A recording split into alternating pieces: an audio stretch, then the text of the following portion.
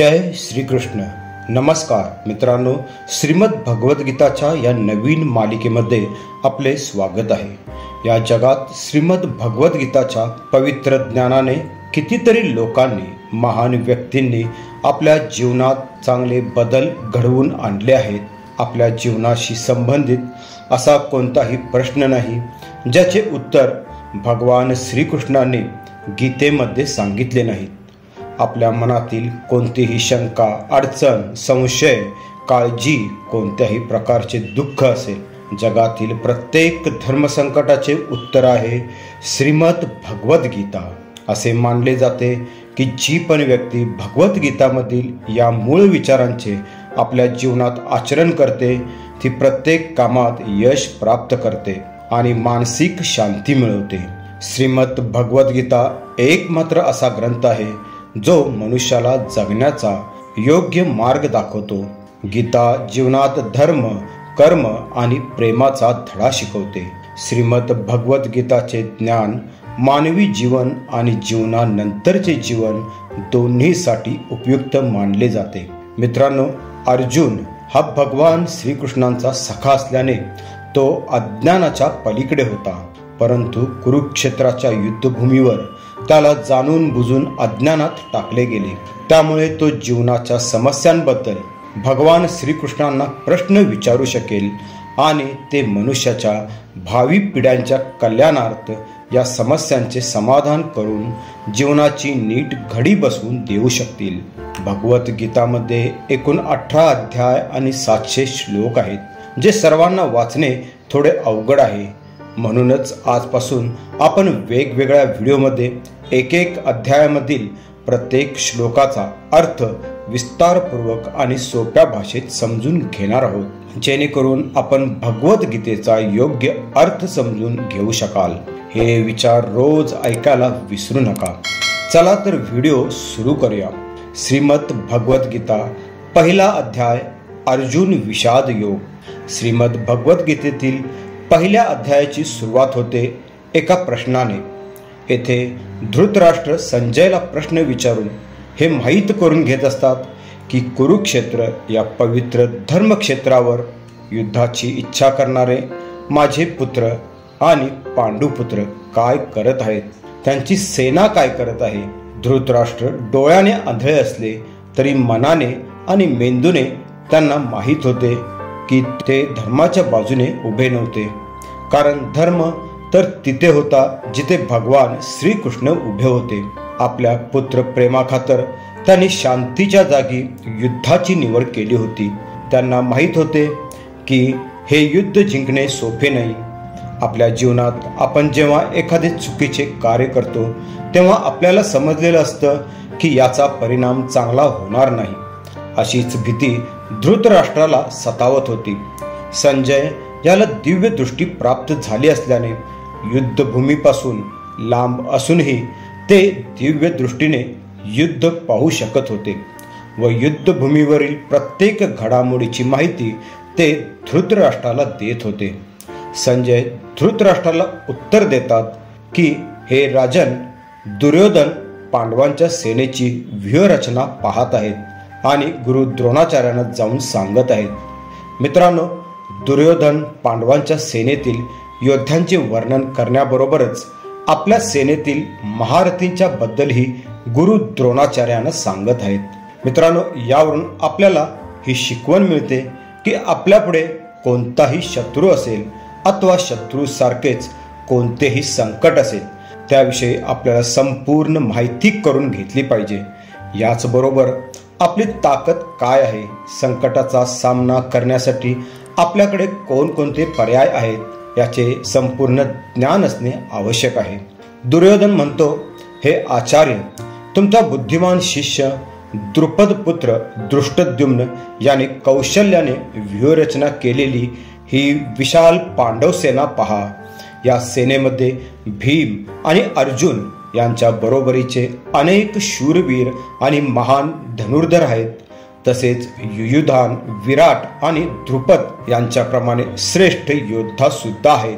तेथे धृष्टकेतू, चेकितान, काशीराज, पुरुजित, कुंतीभोज आणि शैब्य यांच्यासारखे श्रेष्ठ शूरवीर आणि बलशाली योद्धे सुद्धा आहेत. तसेच महान पराक्रमी युधामन्यू, अत्यंत शक्तिशाली उत्तमौजा, सुभद्रा आणि द्रौपदीचे पुत्र यांच्याप्रमाणे सर्व योद्धे महारथी लढवय्ये आहेत.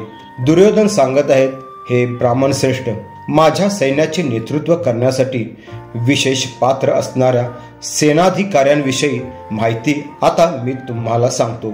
माझ्या या सेनेत आपण स्वतः आचार्य द्रोणाचार्य, पितामह भीष्म, कर्ण, अश्वत्थामा, विकर्ण आणि सोमदत्त पुत्र भूरिश्रवा सारखे युद्धात नेहमी विजयी ठरणारे महान योद्धे आहेत. माझ्यासाठी स्वतःच्या जीवनाचे बलिदान करण्यासाठी सदैव तत्पर असणारे अनेक शूरवीर आहेत, जे सर्व विविध प्रकारच्या शस्त्रास्त्रांनी सुसज्ज असून युद्ध कलेत निपुण आहेत. अशा प्रकारे सर्वात अनुभवी सेनापती पितामह यांनी आपल्या सेनेचे विशिष्टपणे रक्षण केल्यामुळे आपल्या सैन्याची शक्ती अपरिमित आहे. परंतु कमी अनुभवी असलेल्या भीमाने सुरक्षित केलेली पांडव सेना सीमित आहे. या ठिकाणी दुर्योधनाने तुलनात्मक शक्तीचा अंदाज व्यक्त केला आहे.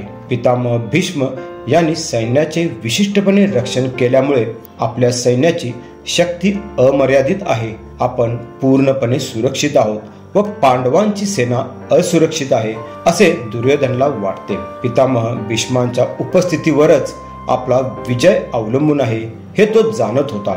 भीष्मदेव आणि द्रोणाचार्य यांच्या पूर्ण पाठिंब्याची त्याला खात्री होती. भीष्मांची स्तुती केल्यानंतर दुर्योधनला वाटले की इतर योद्ध्यांना आपण कमी महत्त्व दिले असे वाटू नये.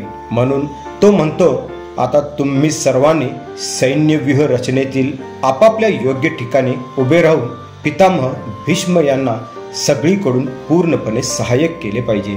दुर्योधनाने आपल्या मुत्सद्देगिरीला अनुसरून असे शब्द वापरून परिस्थितीशी जुळवून घेण्याचा प्रयत्न केला. संजय धृतराष्ट्रांना सांगतात की राजन, कुरुवंशातील वयोवृद्ध, महापराक्रमी आणि सर्व योद्ध्यांमधील अग्रणी अशा पितामह भीष्मांनी सिंहगर्जनेप्रमाणे आपला शंख वाजवला, ज्यामुळे दुर्योधनाचे मन आनंदित झाले. त्यानंतर अनेक शंख, ढोल, भेरी, नगारे, तुताऱ्या आणि रणशिंगे एकदम वाजू लागली. त्यांचा तो एकत्रित आवाज अत्यंत भयंकर होता. त्यानंतर दुसऱ्या बाजूने अग्निदेवाने अर्जुनाला दान केलेल्या पांढऱ्या घोड्यांसहित असलेल्या एका महान विजय प्राप्त करू शकणाऱ्या रथामध्ये बसलेल्या भगवान श्रीकृष्ण आणि अर्जुन यांनी आपापले दिव्य शंख वाजवले. भगवान श्रीकृष्णांनी आपला पांचजन्य नावाचा शंख आणि अर्जुनाने त्याचा देवदत्त नावाचा शंख वाजविला आणि अतिशय कठीण कार्य करणाऱ्या वृकोदर भीमाने आपला पौंड नावाचा शंख वाजवला. या शंख ध्वनीमुळे सर्व सैन्य युद्धासाठी उत्सुक झाले. संजय पुढे धृतराष्ट्राला सांगतात, हे राजन, कुंतीपुत्र युधिष्ठिराने आपला अनंत विजय नावाचा शंख वाजविला. त्यानंतर नकुल आणि सहदेव यांनी आपले सुघोष आणि मणिपुष्पक नावाचे शंख वाजवले.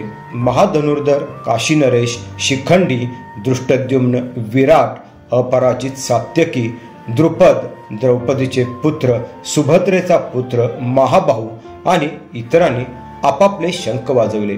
संजय सांगतात की या विविध प्रकारच्या भयंकर शंखनादाने आकाश व पृथ्वी दुमदुमून गेले. पांडव पक्षांच्या बाजूने करण्यात आलेल्या या शंखध्वनीमुळे धृतराष्ट्र पुत्रांची हृदये विदीर्ण झाली.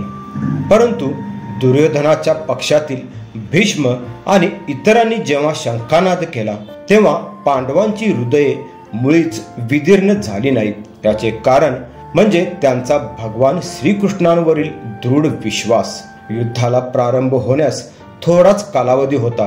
हनुमानाचे चिन्ह असलेल्या ध्वजाच्या रथावर आरूढ झालेला पांडू पुत्र अर्जुन धनुष्य हाती घेऊन बाण सोडण्यास सज्ज झाला.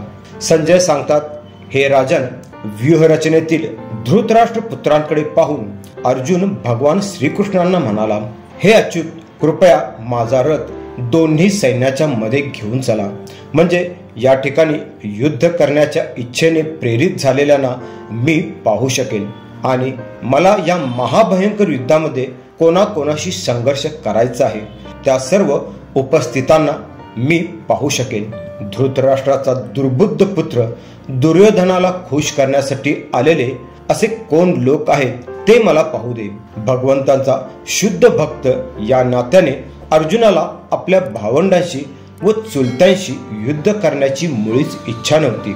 पण दुर्योधन हट्टी असल्याने आणि शांततामय वाटाघाटी करण्यास कधीच तयार नसल्याने अर्जुनाला युद्ध करण्यास भाग पडले.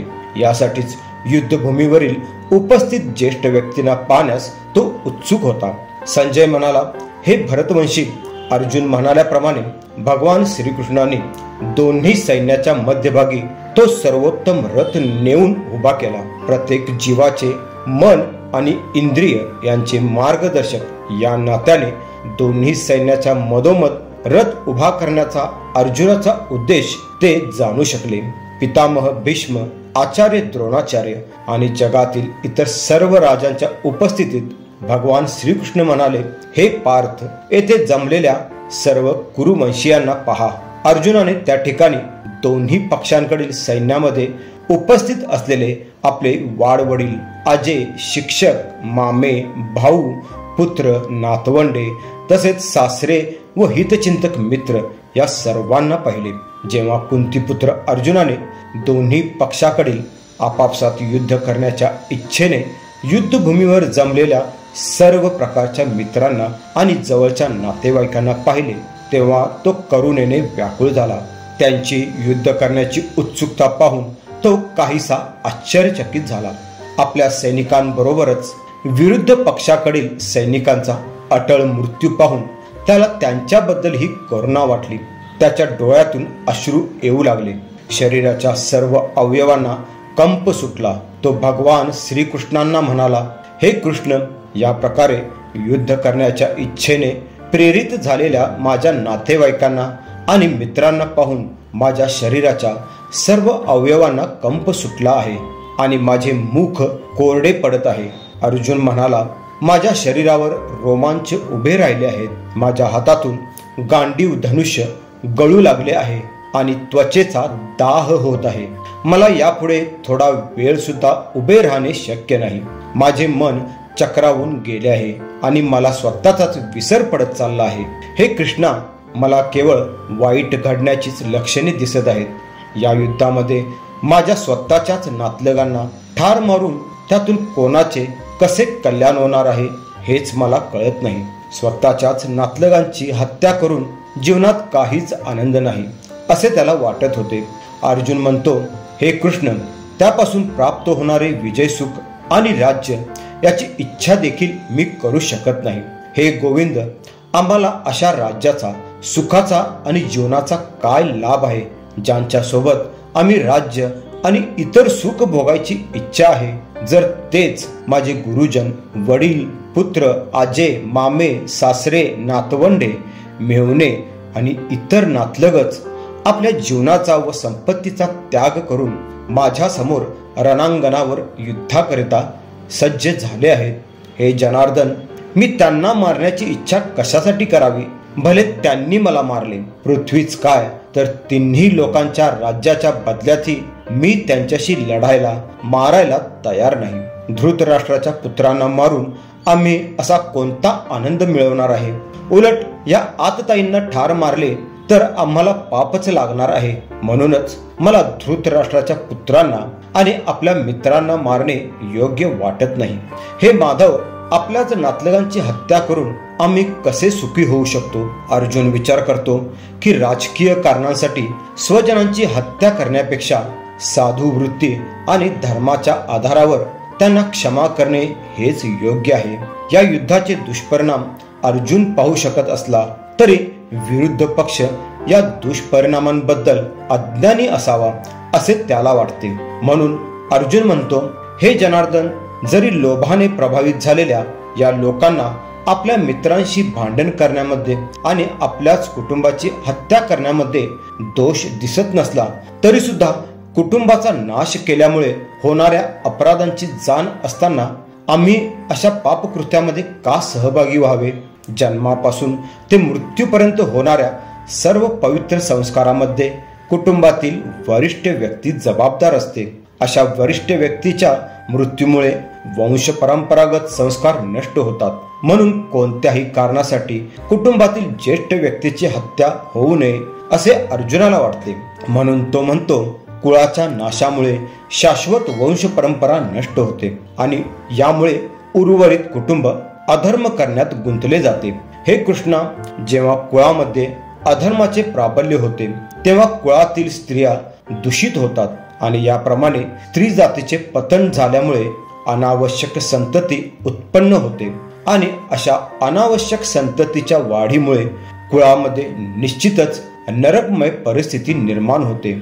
अशा भ्रष्ट कुळातील पूर्वजांना केली जाणारी जल आणि पिंडदानाची क्रिया पूर्णपणे थांबते, ज्यामुळे पूर्वजांचे पतन होते. या प्रकारे अनावश्यक संतती उत्पन्न करणाऱ्या आणि वंश परंपरा नष्ट करणाऱ्या दुष्ट कृत्यांमुळे सर्व प्रकारच्या सामुदायिक योजना आणि कुटुंब कल्याणाची सर्व कार्ये उद्ध्वस्त होतात. हे प्रजापालक, हे कृष्ण, गुरु शिष्य परंपरेद्वारे मी असे ऐकले आहे की कुल परंपरेचा विध्वंस करणाऱ्या व्यक्तीला पाप कर्माचे फळ म्हणून दुःखमय कष्टमय जीवन भोगण्यासाठी निश्चितपणे नरकात घातले जाते. अरे रे, किती चमत्कारिक गोष्ट आहे की आम्ही हे भयंकर पाप करायला तयार झालो आहोत. राज्यसुख भोगण्याच्या लोभाने प्रेरित झाल्यामुळे आम्ही आमच्या नातलगांनाही मारण्यास तयार झालो आहोत. अशा परिस्थितीत शस्त्रधारी धृतराष्ट्र पुत्रांनी माझ्यासारख्या निशस्त्र आणि प्रतिकार न करणाऱ्याची हत्या केली तर तेच माझ्यासाठी अधिक चांगले होईल. अर्जुन भगवंताचा महान भक्त असल्यामुळे तो दयाळू होता आणि त्यामुळेच त्याच्यामध्ये ही लक्षणे दिसून येत होती. संजय धृतराष्ट्राला म्हणतात, रणभूमीवर याप्रमाणे बोलून शोकाने इतका व्याकुळ झालेल्या अर्जुनाने आपले धनुष्य बाण बाजूला टाकले आणि रथामध्ये खाली बसला. अशा प्रकारे श्रीमद भगवद्गीतेतील श्रीकृष्ण अर्जुन संवाद मधील अर्जुन विषाद योग हा पहिला अध्याय समाप्त होतो.